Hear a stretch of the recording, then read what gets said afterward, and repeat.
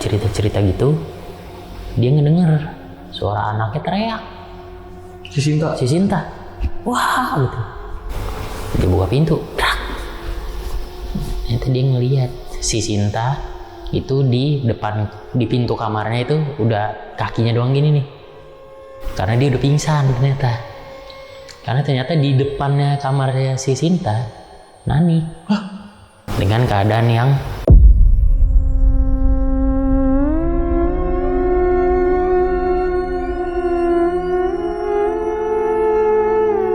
habis sholat tahajud, dia lanjut tidur lagi kan. Pas baru tidur nih 5 menit dia mulai belum nyenyak banget. Tiba-tiba dia ada suara gini. Suara ngorok. Nyokap gue takut kan. Astagfirullahaladzim. Allahulailah. Suara ngoroknya makin kenceng. Nyokap gue makin kencang lagi baca doanya. Allahulailah. Kasur bergerak nih kata dia. Set. Kasur bergerak. Dia lagi tiduran nggak bisa gerak. Gendruwo sama dia begini nih mukanya nih.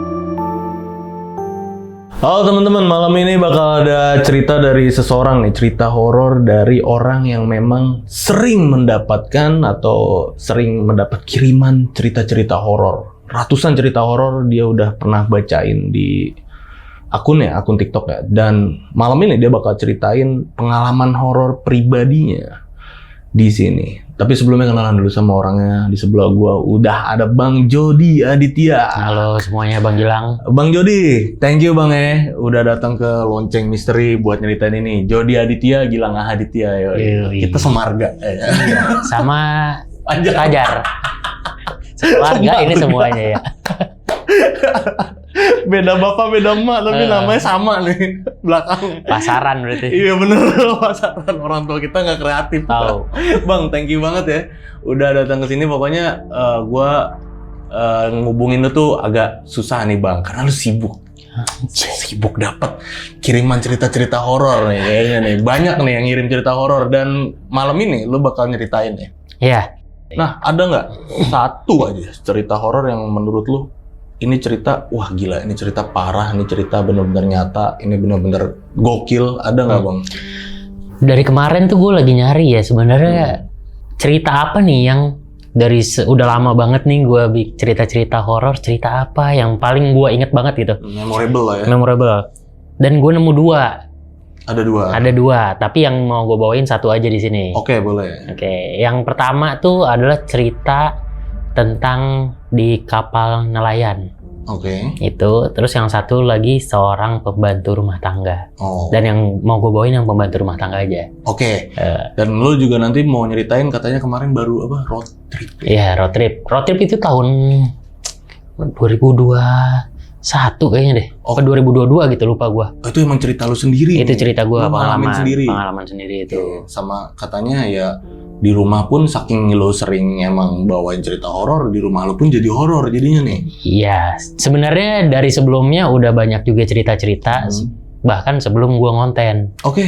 Itu jadi ntar gua ceritainnya semuanya. Udah serem tuh rumah lo. Udah serem memang. Nah itu ya, jadi teman-teman bakal Bang Jody ini bakal bawain 3 cerita ya. Satu cerita memang cerita kirimannya dari penontonnya Jody yang emang serem banget. Terus kedua pas Bang Jody road trip. Ketiga yang cerita horor di rumahnya. Jadi video kali ini bakal seru banget. Oke Bang Jody, sebelum masuk ke cerita nih ya, yang terakhir nih di opening kita kali ini kan dari tadi kita ngomong konten lu dan lu dapat kiriman cerita. Mungkin teman-teman atau sahabat lonceng ada yang belum tahu lu nih, ada yang belum tahu konten lu di mana. Boleh kasih tahu nggak sama teman-teman di rumah konten lu ya nih, akun lu yang mana nih? Oke, jadi perkenalkan gue Jody Aditya.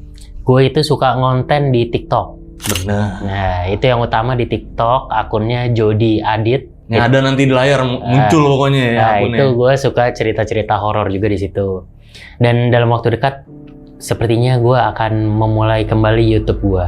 Oke. Gitu. Jadi ntar tolong jangan lupa di subscribe kalau udah ada emang. Betul. Jadi jangan lupa di subscribe channel Jody karena nanti bakal banyak lagi nih konten-konten horor di channel YouTube Bang Jody. Iya. Oke. Nah. Ini ditahan dulu Bang. Jadi di opening kita kali ini buat teman-teman di rumah yang penasaran sama ceritanya Bang Jody, nonton video ini dari awal sampai habis, jangan di skip-skip karena video malam ini bakal seru banget. Dan buat kalian yang belum subscribe Lonceng Misteri, buruan langsung subscribe Lonceng Misteri biar Lonceng Misteri makin berkembang pastinya. Oke Bang Jody, langsung kita mulai ya ceritanya.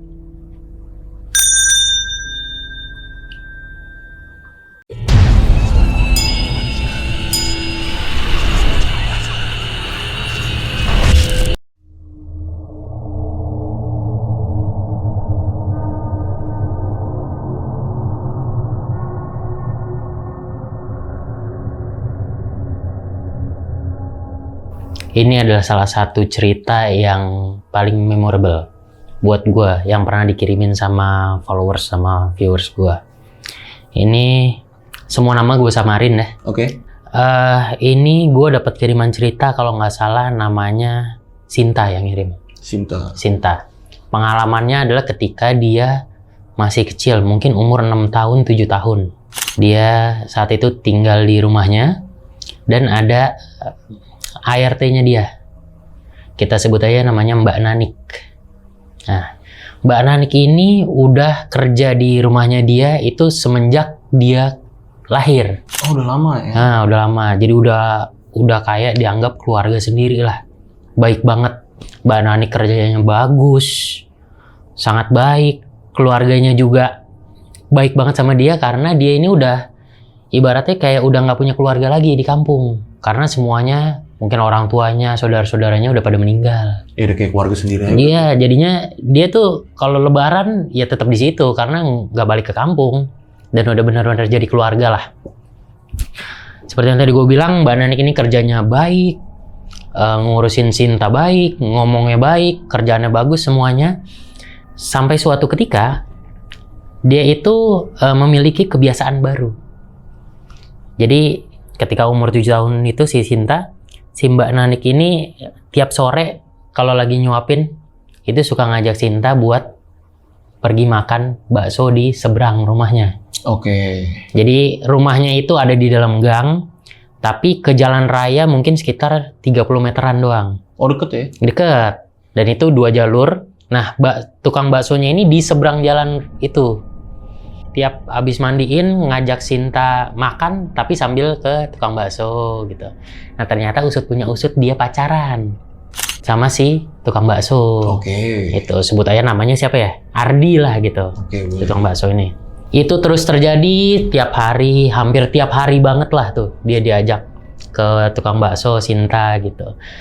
Semuanya berjalan baik. Sampai suatu ketika lagi mungkin setelah beberapa bulan mereka pacaran.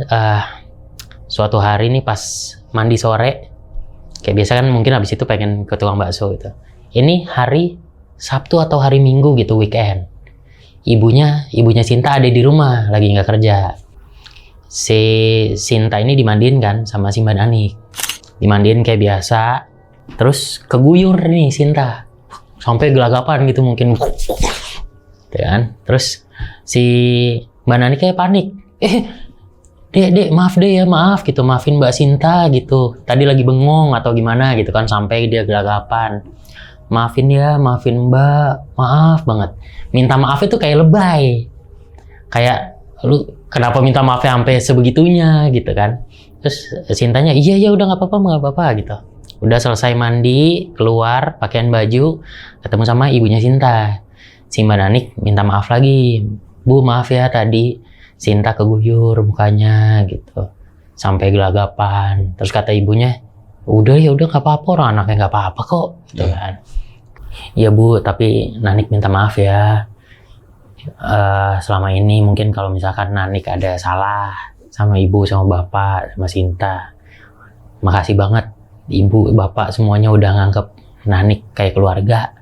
Nanik juga udah betah banget di sini, udah nganggep ibu semuanya tuh jadi keluarga Nanik gitu kan. Soalnya Nanik udah nggak punya keluarga lagi gitu. Ya udah nggak apa-apa, udah gitu kan. Terus pas lagi kalau weekend kebiasaannya itu adalah bukan si Nanik yang nyuapin Sinta kalau sore, karena kan lagi ada ibunya. Jadinya yang nyuapin biasanya ibunya. Si Nanik minta izin lah tuh sore, udah habis mandiin, udah pakein baju, Bu, Nanik ke seberang ya makan bakso gitu. Oh ya udah nih, nggak apa-apa gitu. Nanik keluar lah tuh dari rumah, pakai sendal jepitnya dia warna hijau yang biasa dipakai. Oke, swallow nih. Swallow mungkin ya gitu. Terus dia keluar lah tuh, nggak berselang lama, mungkin sekitar 2 menit 3 menit, ada warga beberapa lari ke rumahnya Sinta. Bu, Nanik ketabrak. Astagfirullah. Nah, ketabrak. Si ibunya sama Sinta keluar lah tuh kan, ngedenger itu, lari rame-rame kan ke jalanan. Sinta sempet ngeliat tuh sendal jepitnya Nanik yang warna hijau udah tergeletak di tengah jalan. Ada bercak darah. Udah kerumunan rame, misi. Wah, pingsan lah tuh mereka. Bukan pingsan sih, maksudnya kejer lah. Karena ternyata kondisi Nanik itu hancur.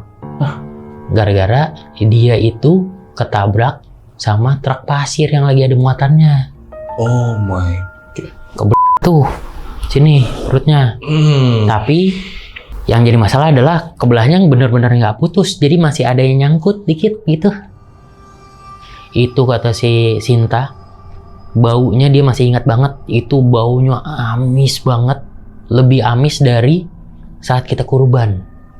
Gue langsung kebayang tuh, karena gue juga pernah ngeliat di depan rumah gue tuh ada kecelakaan ketabrak bus Transjakarta, juga baunya lebih amis lagi menurut gue.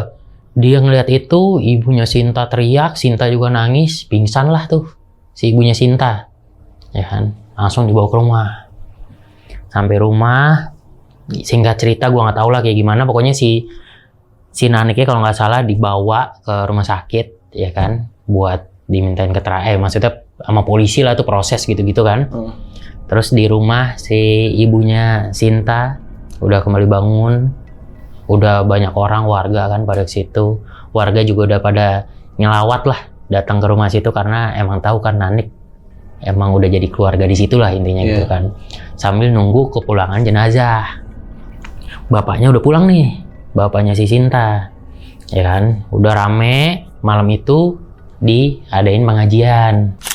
Setelah pengajian, si bapaknya Sinta ini ngobrol sama si pacarnya Nanik, si tukang bakso. Emang gimana sih ceritanya? Iya Pak, saya juga nggak tahu sih, gitu kan. Tadi dia ngelihat lagi ngelayanin orang, lagi bikin bakso, dia ngelihat Nanik dari seberang tuh, lagi siap-siap nyebrang. Pas nyebrang, dia lagi bikin bakso, tiba-tiba brak, ternyata udah ketabrak lah tuh si Nanik. Padahal katanya itu hari itu dia lagi dibikinin bakso spesial, pesanan dari dia nih buat pacarnya gitu. Dan mereka udah berencana pengen nikah sebenarnya dalam waktu dekat. Tapi ternyata nggak jadi, naas ginilah gitu. Ya udah, emang mungkin jalannya kayak gitu, ikhlas aja, bla bla bla. Udah, pengajian selesai, orang-orang pada pulang. Malam hari itu Sinta sama ibunya ya masih sedih lah, ya kan, sedih. Sinta masih nangis di kamarnya sampai dia ketiduran gitu. Tapi ternyata malam itu udah mulai mendapatkan sesuatu, gangguan malam itu. Jadi pas orang udah pulang, si bapaknya itu lagi di ruang tengah sendirian. Sekitar jam 11-an, jam 12 gitu lah. Dia masih kepikiran sama pembantunya nih, ART-nya yang udah dianggap kayak anak sendiri lah. Kenapa bisa kayak gini gitu. Terus mulai kecium bau amis. Dia ngelihat ke sekitar, ada suara ketokan, tak tak tek tek gitu. Dilihat nggak ada. Oh, tapi kok bau amis nih kan gitu. Udahlah, dia masuklah tuh ke kamar dah. Udah. Besokannya pengajian lagi. Dia 7 hari lah pengajian tuh. Iya. Pengajian 7 hari. Malam kedua pengajian lagi. Setelah pengajian malamnya gitu lagi. Jadi bapaknya di tengah lagi. Dia ngeliat TV, lagi nonton TV kan Udah jam 12 malam, dia matiin nih. Pas mati, tak.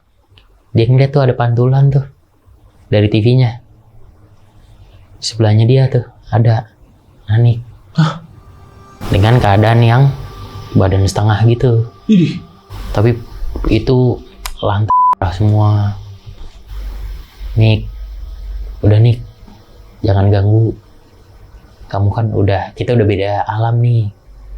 Kamu udah saya anggap kayak keluarga sendiri. Tuh, udah tolong. Kita pasti bakal doain kamu terus. Udah gitu kan. Udah, dia pergilah. Bapaknya kan masuk lagi kamar. Di malam ketiga lagi. Bapaknya karena udah, wah, kau nih udah 2 hari nih dapat gangguan dia. Dia malam itu nggak di kamar. Nggak di ruang tengah tuh. Dia ke kamar lah. Dia ngobrol sama istrinya. Dari mana dapat gangguan nih? Nanik ada bau darah, ada Nanik yang muncul gitu kan. Terus lagi cerita-cerita gitu, dia ngedenger suara anaknya teriak. Si Sinta. Wah gitu. Dia buka pintu. Ternyata dia ngelihat si Sinta itu di pintu kamarnya itu udah kakinya doang gini nih. Karena dia udah pingsan ternyata. Karena ternyata di depannya kamarnya si Sinta, Nanik. Hah? Nanik jalan ngedekat ke arah dia tuh. Ke arah dia tutup pintu, rak. Si Sinta udah dibiarin aja tuh pingsan kan. Ternyata kalau dari sisi Sinta, malam itu dia juga nyium bau darah. Dia lagi nggak bisa tidur, belum tidur, dia nyium bau darah. Terus dia ngedenger kayak gitu, kayak ada yang diseret di depan kamarnya. Terus dia gini, "Pa, Ma," nggak jawab. "Pa, Ma," nggak jawab juga. Tapi dia ngeliat ada bayangan tuh dari bawah, dari celah pintu. Iya. Dia buka pintu lah, cerak. Lihat di depannya Mbak Nanik dengan kondisi seperti itu, lagi nyeret badannya, lantai penuh dari arah pintu depan, dengan badan yang udah setengah kebelah. Ngeliat itu pingsan kan tuh dia, dan mungkin dia teriak terus pingsan gitu. Makanya bapaknya ngedengar tuh dari kamar, buka pintu ternyata ada Mbak Nanik, ya kan. Ditutup, nggak lama seret pintunya diketok. Pintu kamar bapaknya, tok gitu kan. Ibunya di dalam yang tahu itu Nanik gitu di luar teriak, "Pa, itu gitu kan." Tolong, panik lah dia. Bapaknya dari dalam ya gini, "Nik, tolong Nik, itu udah beda alam. Kamu juga kan selama ini udah saya anggap keluarga. Kenapa kamu kayak gini? Kenapa kamu malah neror kami?" Gitu. "Udah, pergi, jangan ganggu kita. Jangan datang lagi. Apalagi kalau misalkan datang dengan wujud seperti itu yang bikin takut. Udah, mendingan kamu pergi. Kami nggak akan lupa buat doain kamu. Kamu tuh udah kami anggap keluarga sendiri. Udah, jadi tolong pergi," gitu. Terus tadinya bunyi ketokan, hilang lah. Tunggu beberapa menit, bapaknya buka, udah nggak ada tuh. Dan tapi semenjak saat itu udah nggak muncul lagi tuh si Mbak Nanik. Oke. Jadi memang sebenarnya agak gantung dan nggak jelas juga kenapa si Mbak Nanik menghantui keluarga itu dengan wujud seperti itu gitu. Nggak ada yang tahu juga sebenarnya. Padahal kan selama ini dia baik-baik aja kan. Iya. Heeh. Dan bener-bener kayak zombie ya. Bener-bener Iya. ada ya. Semuanya ngelihat gitu. Iya. Bapaknya, ibunya. Itu tuh salah satu cerita kiriman yang paling gue inget itu. Itu emang nggak ada endingnya, maksudnya emang bener nggak tahu. Nggak tahu jawabannya apa gitu. Kenapa menghantui, nggak tahu. Anjir. Mungkin kan kalau selama ini dia dijahatin gitu sama keluarganya, ya mungkin bales kan. Tapi kan ini nggak ada. Nggak tahu juga jadinya kenapa sebenarnya. Itu nih salah satu cerita yang memorable ya buat lu ya. Karena memang wujudnya itu benar-benar kayak mayat hidup ya. Iya, dan itu kenapa memorable karena jawabannya apa nggak tahu gue juga. Diterka-terka juga nggak bisa. Ya apa memang mungkin si Mbak Nanik ini selama hidup tidur sama Sinta berarti? Enggak, beda-beda kamar. Beda kamar juga. Apa emang kangen ya, nggak tahu ya. Iya, tapi kalau kangen kan kenapa harus muncul dengan wujud seperti itu kan? Benar. Terus Bang, ada cerita apa lagi Bang yang road trip lu kemarin tuh? Oh, kalau road trip. Jadi ini road trip kalau nggak salah gue lakukan di tahun 2021, perpindahan ke 2022. Oke. Jadi dari Desember tuh, tanggalnya gue lupa, tapi kayaknya 20-an lebih. Soalnya gue pas lagi di pertengahan itu, pas nyampe Malang, tahun baru. Nah, berarti itu tahun baru di Malang. Di Malang tuh, gue road trip itu dari Jakarta ke Bali. Saat itu kan lagi rame road trip tuh. Road trip. Road masih trip. PPKM tapi ya waktu itu. Kalau nggak salah sih iya deh. Iya. Masih ya. Cuman udah bisa keluar gitu. Iya, udah bisa keluar kalau nggak salah ya. Itu gue 2 mobil. Jadi mobil yang gue bawa 1 sama mobil mertua gue yang bawa. Ini road trip keluarga berarti ya? Road trip keluarga. Oke. Rame nih pokoknya. Jadi keluarga inti gue sama keluarga inti bini gue. Oke. Rame lah tuh intinya. Kita jalan 2 mobil. Nah, yang paling ini semua cerita horor tuh terjadi ketika nyampe di Jogja. Nyampe itu jam 10-an atau jam 11 gitu. Malam? Jam 11 malam. Oh, nyampe Jam 11 malam. malam. Nyampe malam karena gua ada kerjaan dulu tuh harus live. Di Semarang gue jadi berhenti dulu lumayan lama. Di rest area? Iya. Ke restoran sih gitu, udah keluar. Terus baru nyampe di Jogja tuh intinya adalah di jam 10 atau jam 11 malam. Itu kita hotel, penginapan itu selalu nyari ketika pas lagi jalan menuju ke sana.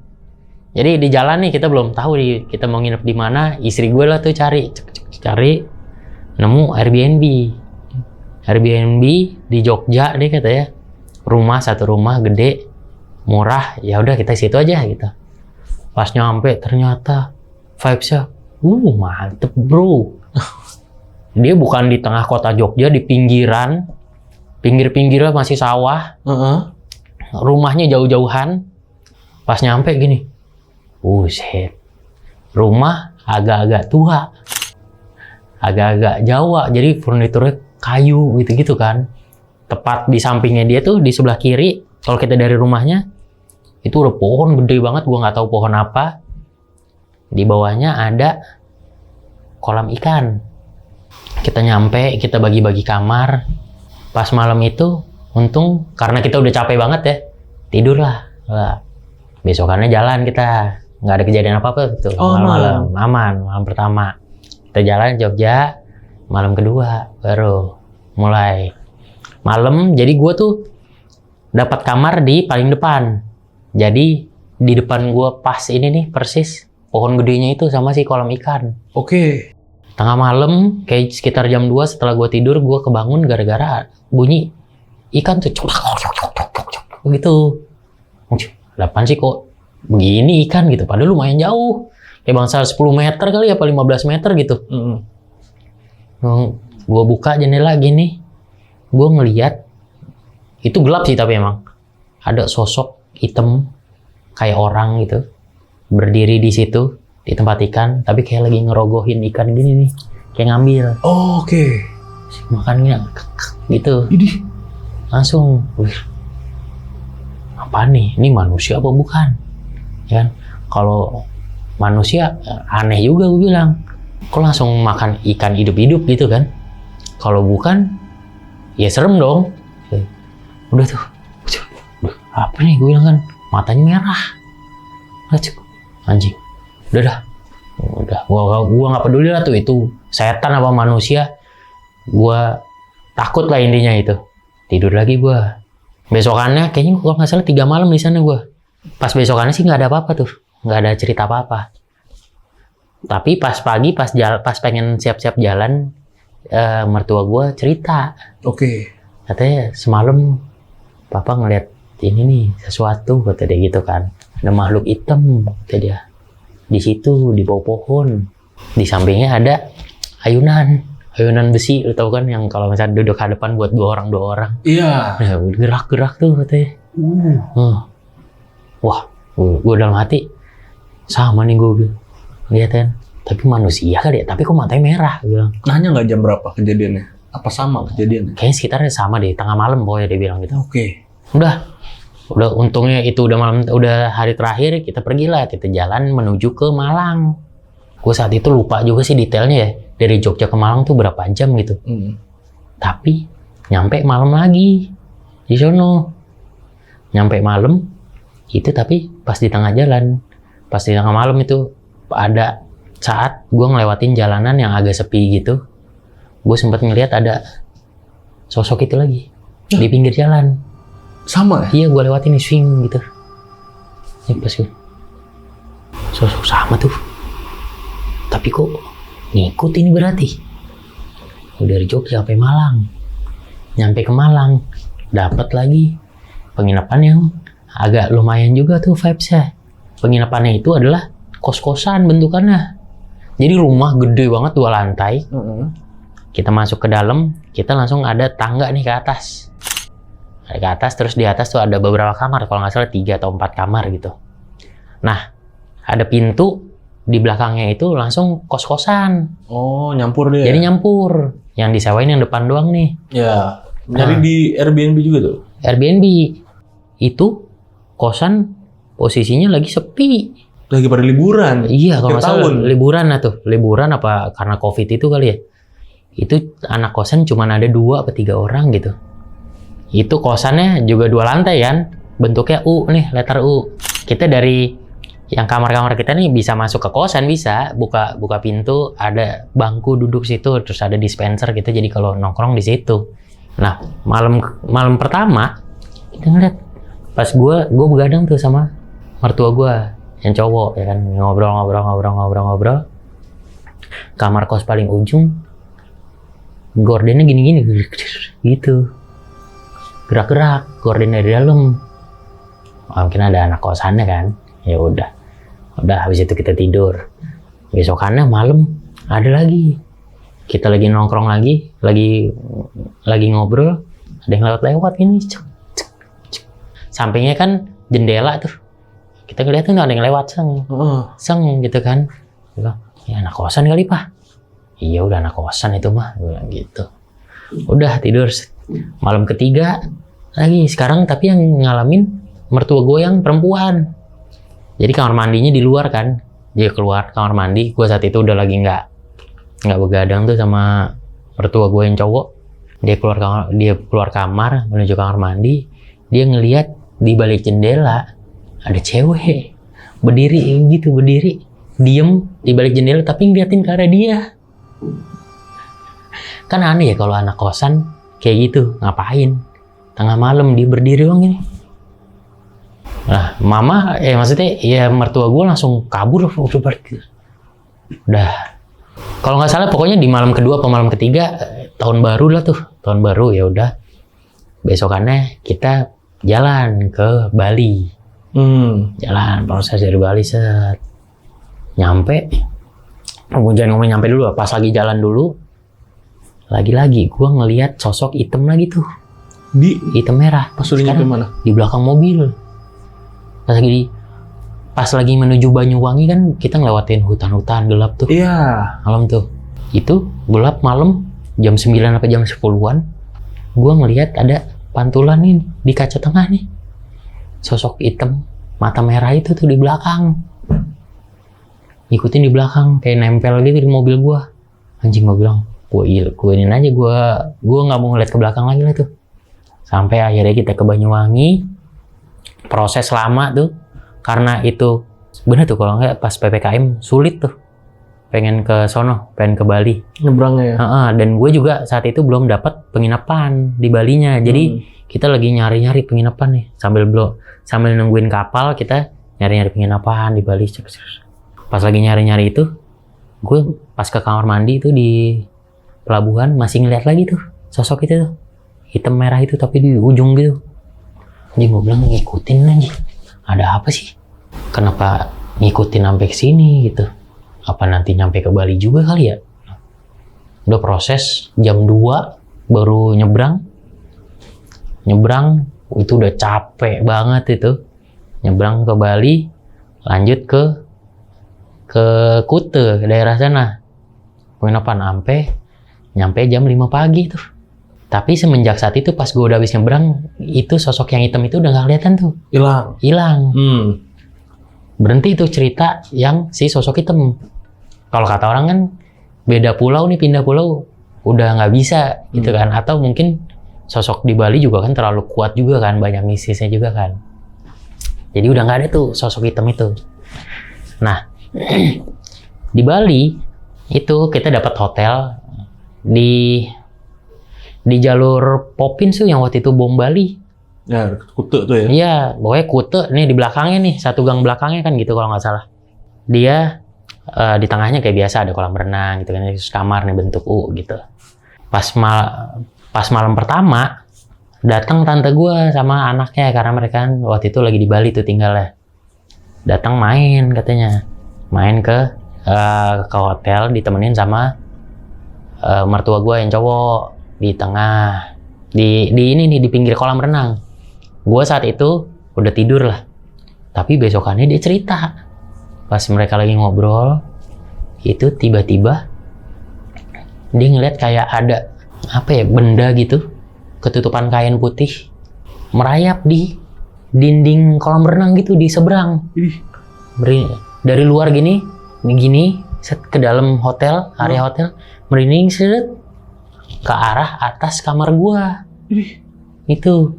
Tapi abis itu langsung diliatin kan. Hilang. Nah, ternyata saat itu tepat ada hari sesuatu gitulah di Bali sana. Gua nggak tahu itu hari apa gitu karena pas sorenya kita pas lagi pengen jalan makan itu kayak orang-orang banyak arak-arakan tuh. Orang pakai baju putih gitu yang baju Bali itu bawa sesuatu gitu-gitu kan. Ternyata itu ada hari, gua nggak tahu namanya hari apa gitu. Ya. Awal tahun tuh ya berarti ya? Awal tahun tuh. Nggak tahu tuh hari apa tuh. Ada hari apa? Yang orang Bali tahu nih ya? Ya mungkin orang Bali tahu tuh. Soalnya adik gua itu juga ikut, tapi dia misah ke temennya, ke kosan temennya, ikut acara itu. Oke. Terus ada yang kesurupan gitu-gitulah katanya. Ditanya ke pegawai hotel besokannya, Pak, semalam saya ngeliat ini gitu kan, benda itu merayap ini. Itu mah leak, Pak, tadi gitu. Oh gitu, dijawab gitu sih. Dijawab, itu leak kayaknya. Soalnya semalam itu kan ada hari apa itu, yang biasanya adalah hari di mana orang-orang yang pada punya ilmu ngadu. Oh gitu. Dan mungkin dia ke situ karena mau ngincer anak gua. Kan baru umur 3 bulan, baru 2 bulan. Jadi biasanya mau diincar supaya kekuatannya nambah. Oh gitu.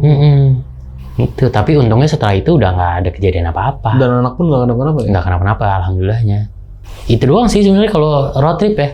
Terus ini Bang Jod, yang katanya kan rumah lu nih, rumah lu yang memang awalnya udah serem, terus ditambah waktu lu ngonten-ngonten juga di rumah kan? Iya. Dan itu kan bikin suasana makin gimana ya? Benar. Suasana mistis tuh makin kental lah di rumah itu. Yang gue percayalah, kita di mana tempat ini buat ngonten horor pasti tempat itu pun makin tambah-tambah gitu. Iya, ya, ada magnetnya gitu ya. Kayak ada magnet. Percaya nggak percaya, tapi di sini juga gue banyak ngalamin.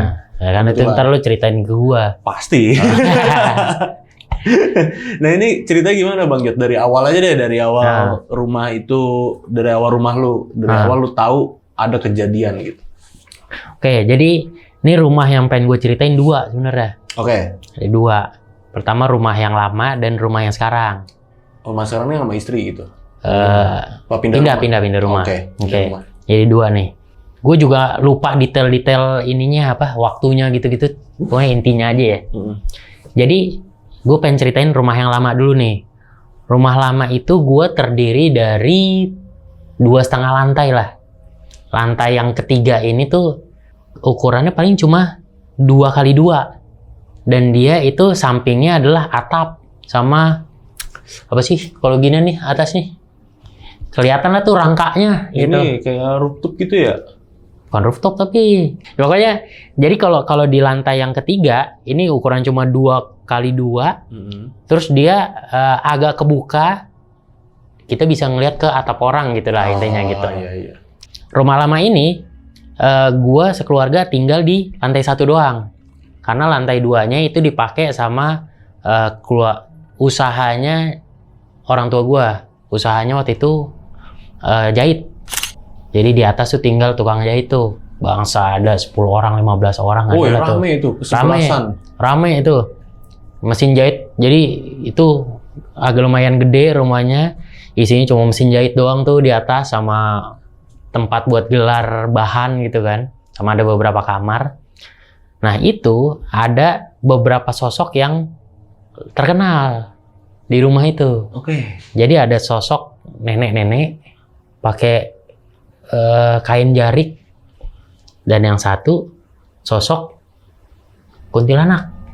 Gimana tuh ceritanya? Terkenal. Nah, jadi kalau yang nenek-nenek ini itu ini cerita dari sisi tukang jahit ya. Karena kan kalau dia tuh kerjanya dari siang sampai tengah malam tuh biasanya. Oh, itu kalau lagi ada gawean ya? Iya, itu aja. Kalau mereka sistemnya lu ngambil potongan, ya terserah lu mau kerjain seberapa lama gitu. Tapi kan makin banyak berarti makin gede juga pendapatan lu kan gitu kan. Oh, itu yang bikin mereka ngoyo sampai malam gitu. Oh, iya. Dan ada juga sering juga si tukang jahitnya ini dia udah ngambil jahitannya duluan tapi belum selesai, sedangkan besokannya dia pengen pulang kampung. Jadi dia harus selesain dulu. Ya kan? Jadi dia begadang deh tuh. Mereka biasanya baru pulang subuh tuh jam 5 gitu kan. Nah, itu kadang katanya ceritanya kalau misalkan malam sampai jam 12 mereka jahit. Jadi dia misalkan ini gue posisi jahit nih, ini mesin jahit. Iya. Di sebelah kanan itu ada jendela, yang sampingnya itu tuh rumahnya itu di bawah. Jadi ini tinggi kan. Rumah samping cuma 1 lantai. Ini kan di lantai 2. Itu nenek-nenek ngetok dari jendela itu tuh. Tek tek. Kayak ngingetin suruh udahan. Atau dia ngetok-ngetok dari jendela di balkon. Balkon belakang nih, balkon tempat dimana kalau misalkan tukang jahit itu pada pengen keluar ya lewat balkon itu tetangga keluar sana. Itu dia suka tok-tok-tok gitu. Oh, berarti udah malam. Nah, ini nenek bisa dibilang mungkin baik kali ya. Karena dia suka ngingetin kayak gituan kan. Dan pernah juga satu ketika itu ada cerita si tukang jahit nih, ada 2 tukang jahit apa 1 gitu lupa gua. Dia tidur di yang paling atas tuh, yang ukuran 2x2. Oke. Pas mendekati subuh, udah mulai ada suara-suara. Dia itu kebangun kan. Dia lagi tidur miring ini nih. Dia melek. Di depannya nenek-nenek itu tidur. Hah? Tiduran di samping dia gini. Jadi tatap-tatapan. Kaget tuh. Wah, anjing. Turun dia ke bawah, ke lantai 2 kan. Di lantai 2 ada yang udah bangun duluan. Temen dah. Ngapa lu? Noh, gue dibangunin sama si nenek-nenek tidur samping gue gitu. Oh, lu juga? Nah, ternyata yang di lantai 2 beberapa menit sebelumnya itu dia juga lagi tidur. Dia mukanya kayak disiram apa dicipratin air gitu. Dia kebangun lah, set. Dia ngeliat itu sosok nenek-nenek pergi ke arah balkon. Oh. Ternyata dia ke atas, bangunin yang atas. Anjir. Tuh, itu sosok nenek-nenek. Nah, ini sosok nenek-nenek dikonfirmasi sama tetangga-tetangga gue juga. Jadi kalau itu kan gangguan dia kepada tuh para pekerja nih tukang jahit kan. Kalau tetangga gue itu sering banget ngedenger itu nenek-nenek nyapu tengah malam jam 2, jam 1 gitu. Gimana? Nyapu di depan rumah gue. Iya, jadi di depan rumah gue srek. Pas dia lihat nenek itu nyapu gitu. Sosoknya sama. Dan ternyata enggak. Berarti kan bukan cuma orang yang di dalam doang nih digangguin gitu. Nah, ada lagi sosok yang tadi gue bilang ikonik kuntilanak. Karena tadi gue bilang para tukang jahit ini tinggalnya di atas lantai 2. Mereka ini punya jalur khusus di samping rumah. Jadi kayak lorong yang berdempetan sama rumah sebelah buat naik ke tangga untuk ke lantai 2. Jadi nggak ganggu dari dalam kan naik turunnya dari situ. Nah, karena itu lorong antara rumah gue gini paling segini nih ukurannya nih lorongnya. Cuma 1 orang ya? Iya, cuma 1 orang, tapi ketutup atap juga. Itu kalau tengah malam si tukang jahit udah habis pada selesai kerja nih jam 12 malam mereka selesai, ada yang langsung tidur, ada yang ke warkop. Ke warkop dia ngopi, apa dia makan mie, biasanya gitu kan. Dia suka tuh, si kuntilanak ini, pas dia balik dari warkop, kuntilanak ini berdiri di lorong. Suka berdiri pas berdiri di lorong. Balik lagi tuh tukang jahit ke warkop. Nunggu 5 menit, balik lagi. Kalau masih ada kuntilanak, dia balik lagi ke warkop. Kalau udah nggak ada, dia baru jalan lewat. Nah, pernah suatu ketika kayak gitu, ada yang ke warkop, balik ke situ, ada kuntilanak itu, dia balik lagi. Udah setelah beberapa menit, dia balik lagi nih. Udah nggak ada tuh kuntilanak, ya dia lewat lah jalan. Itu selalu gelap karena lampunya tuh selalu mati di lorong itu. Pas dia lagi lewat, ketawa tuh kuntilanak. Dari atas, ternyata ada di atas dia begitu. Kabur tuh dia ke atas, naik kayak apa itu. Iseng tuh kuntilanak. Terus ada lagi pengalaman, ini nih bener nih, ikonik lagi nih. Kuntilanak itu yang digangguin tukang jahit gua kan. Tetangga gua konfirmasi, emang itu ada kuntilanak. Karena apa? Dulu sebelum itu rumah ditempatin, masih dibangun, udah 90% lah tapi belum ditempatin. Tetangga gue yang belakang rumah, itu posisi rumahnya emang di bawah. Jadi itu agak melandai gini tanahnya. Terus rumah gue kan 3 lantai tuh. Jadinya dari rumah dia, itu kalau ngeliat ke rumah gue begini. Kayak ngeliat Monas ya? Kayak ngeliat Monas tuh. Tinggi banget begini. Karena suatu ketika nih pas masih kosong rumah, masih dibangun. Dia pulang tengah malam ke belakang kan. Pas lagi dia buka pintu, dia mendengar kayak gini suara. Ada suara senandung. Kayak gitulah pokoknya, nggak tahu tapi senandung kayak gimana. Dia nyari-nyari dari mana suara nih. Dia suara dari atas nih gitu kan. Dia ngeliat ke arah rumah gue gini. Jadi dia ngeliat kuntilanak itu di lantai paling atas itu, dia main ayunan. Tapi pakai rambutnya sendiri sambil gini nih. Itu kabur, dia langsung masuk kan ke kamar. Masih kedengeran itu suara sampai dia ketiduran apa sampai subuh gitu dah. Gitu. Terus tetangga gue yang ini, yang rumah belakang juga pernah juga digangguin, tapi ini bukan kuntilanak. Jadi kalau di sebelah kiri tadi lorong buat naik ke lantai 2, sebelah kanan tuh ada satu gang buat motor buat ke rumah yang belakang ini. Turunan jalan gitu kan. Jalan ya? Turunan. Tapi kan makin turun, rumah gue yang ujungnya kan makin tinggi ya. Iya. Jadi paling ujung itu posisinya adalah jendela dapur. Jendela dapur gue. Nah, tetangga gue pulang dari sini pas masuk gang pengen turun. Dia udah ngeliat tuh di jendela dapur gue tuh kayak ada kain gini. Gitu. Oke. Dikira gorden kali kan gitu. Ya udah dia lewat aja. Pas tepat di bawahnya, sore ada suara dia gini-gini. Gitu. Dia nengok ke atas. Ternyata yang tadi kayak gini-gini itu genderuwo lagi gini. Matanya merah, hitam lagi. Teriak dia, wah gitu kan. Genderuwo manjat ke atas rumah. Hilang udah. Tuh. Jadi banyak yang ngalamin tuh malah orang tetangga-tetangga. Tetangga juga ngalamin. Kalau dari orang rumah gimana? Kalau orang rumah sering ngelihatnya malah gangguan-gangguan kecil sih kalau orang rumah ya. Kayak bokap gua kan garasinya di situ, dia suka manasin mobil nih, lagi manasin mobil. Dia tinggal nonton TV, mobil mati. Lah siapa nih gitu kan? Berarti kan ada yang ngisengin, ada yang matiin gitu. Dia ke mobil, emang tuh mobil mati, kunci nggak ada. Dicari-cari di bawah kolong mobil. Gini pas dia lagi ngambil gini, dia ngeliat di dapur ada anak kecil 2 orang. Lari ke arah dapur gitu. Dilihat nggak ada, karena kan emang tuh dapur udah ujung padahal kan ya, tapi hilang. Anak kecil berarti sosok anak kecil tuh. Temennya bokap gua dari Jawa itu juga suka kalau ke Jakarta suka nginep di rumah, nginepnya di ruang tengah tuh. Ya namanya konveksi pasti kan ada manekin. Ya. Patung yang plastik pajangan. Buat makin baju tuh. Dia lagi tidur malam-malam berisik guduk. Dia bangun tuh. Dia ngeliat manekinnya muter-muter begini di samping dia. Guduk. Dia omelin sama dia. Emang bukan penakut ini. Woi, jangan iseng lu gitu. Berhenti itu manekin. Udah tuh. Itu cerita rumah yang pertama. Nah, habis itu gue kayaknya udah mungkin 8 tahun, 9 tahun gue udah pindah. 9 tahun lalu gitu gue pindah ke rumah baru. Tapi rumah baru ini paling cuma beda 2 rumah atau 3 rumah. Oh, deketan. Deketan. Itu rumah baru, tanahnya tadinya adalah rumah nenek gue. Rumah nenek gue gede gitu tanahnya. Terus bangunan lamanya dirubah jadi rumah-rumah dah gitu. Rumah keluarga gue juga.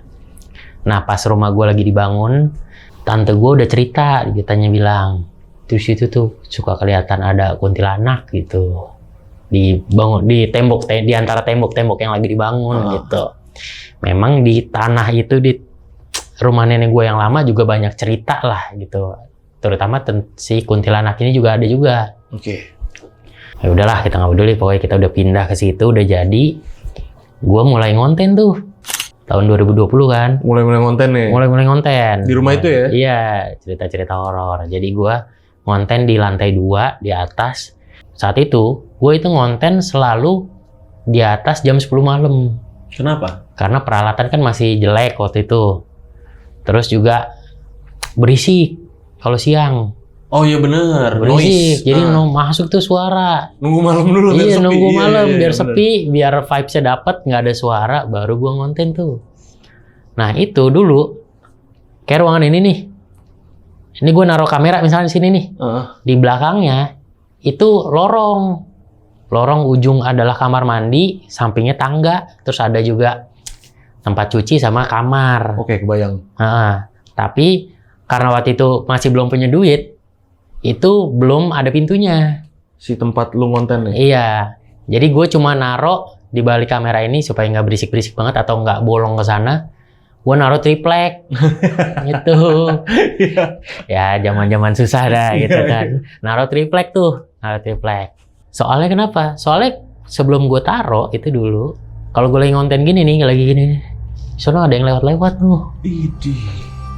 Atau suka di tangga itu kan pegangannya besi ya, suka deh centeng gitu. Oh, iseng. Padahal gue selalu ngomong kalau ke keluarga gue nih saat itu, pengen syuting gitu kan, pengen bikin konten, jangan berisik. Udah pasti tuh nyokap gue di bawah pasti dia nggak main handphone di tengah tapi langsung masuk ke kamar. Adik-adik gue juga pada langsung tidur gitu. Tapi ini ntar suka ada suara tuh di tangga centeng gitu, gitu. Akhirnya gue tutup kan tuh, Nah pernah juga gue udah selesai, selesai gue rapiin, gue buka kan tuh. Nah itu di pojokan di balik lemari adik gue itu ada anak kecil gini nih, gini ngintip, Yang gue yakin itu setan, karena kan nggak ada anak kecil di rumah gue. Iya. Tadi anjing. Udahlah, habis itu gue gak masuk. Tahu gue pernah lagi, gue lompat-lompat ya ceritanya ya. Nggak apa-apa. Ada lagi yang ikonik, gue tengah malam, masih belum nikah nih, gue tengah malam ke kamar mandi yang itu. Yang di ujung tuh ya? Iya, di ujung. Gue berak deh. Pas gue lagi berak, ada suara gini. Suara apa tuh? Itu, suara apa tuh? Kayak suara kayu beradu. Oke. Gitu kan. Suara apaan gitu kan. Pas lagi jedak gitu, ya pokoknya gue keluar gini, set. Nyata di tempat cucian itu kan ada lemari. Itu di atas lemari, kuntilanak duduk, tapi pintu lemari itu nggak kebuka banget, nggak ketutup banget, dia gini ditendang sama dia, jedak. Gitu. Gitu anjing. Jadi gini nih kakinya nih. Iya, gini. Terus lu pas ngeliat itu? Kabur ke kamar. Nah, kamar gua itu posisinya harus keluar balkon, ngelewatin balkon baru nih kamar gua. Muter. Nggak ada pintu dari dalam. Nggak ada pintu dari dalam, jadi gua harus keluar dulu. Nah itu di sebelah gua dulu sebelumnya pas baru banget itu dibangun, itu masih tanah kosong, belum ada rumahnya, masih belum dibangun. Gua pernah pas lagi keluar dari situ, ada kuntilanak terbang dari tanah itu tuh, sini ke samping gitu, ke balkon. Nah ada juga itu pengalaman gua. Kalau pengalaman nyokap gua, pernah juga dia kan tidurnya di bawah tuh, kamar bawah. Jadi di bawah cuma ada satu kamar. Posisinya bokap gua udah nggak ada, udah meninggal. Dia tidur di kamar. Dia suka sholat malam, yang tahajud. Jadi jam 2 tuh dia bangun, sholat tahajud tadi tuh.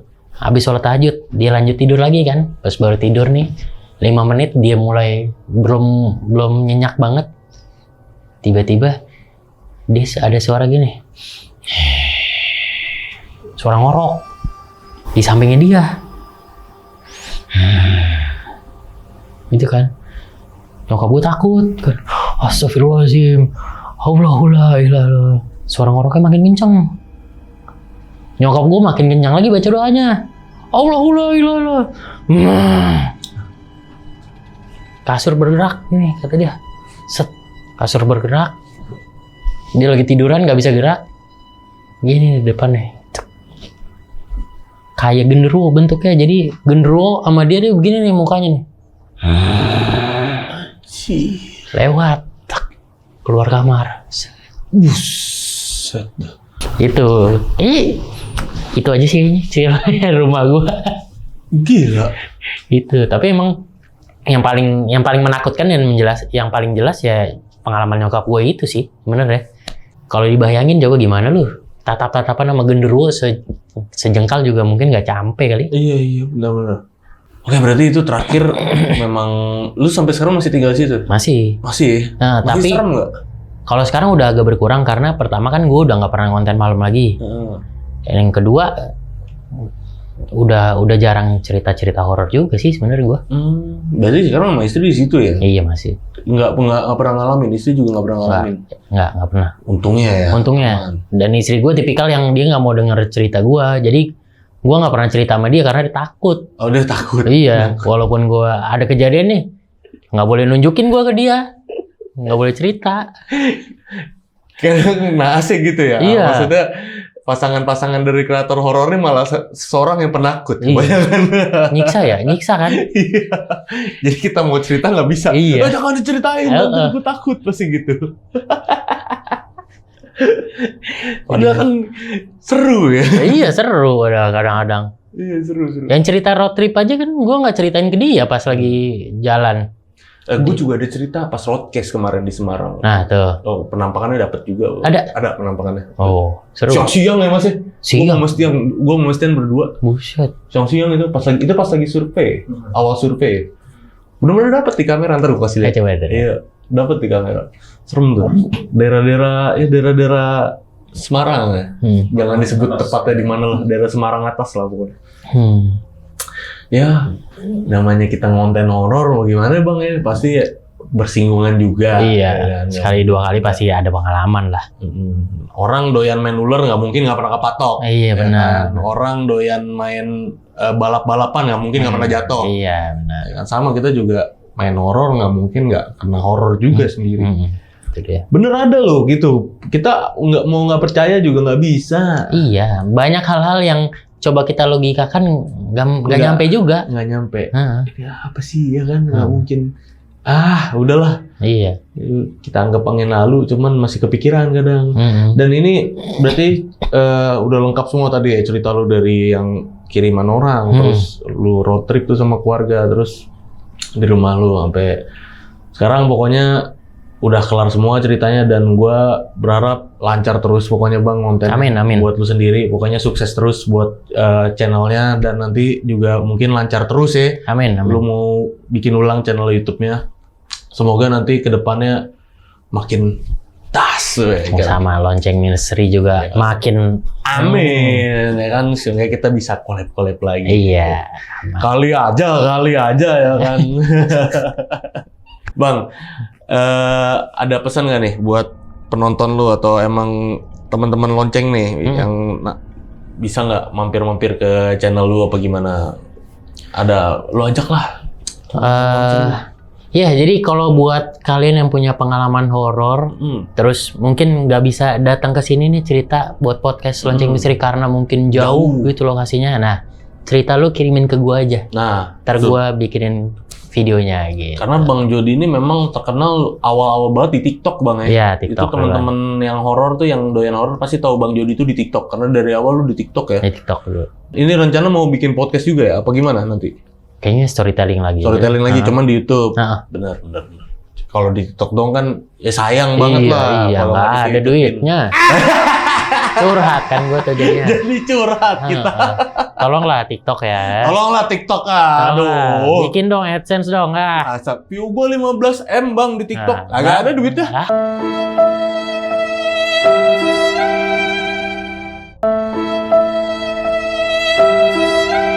Kita makan apa? Makan angin.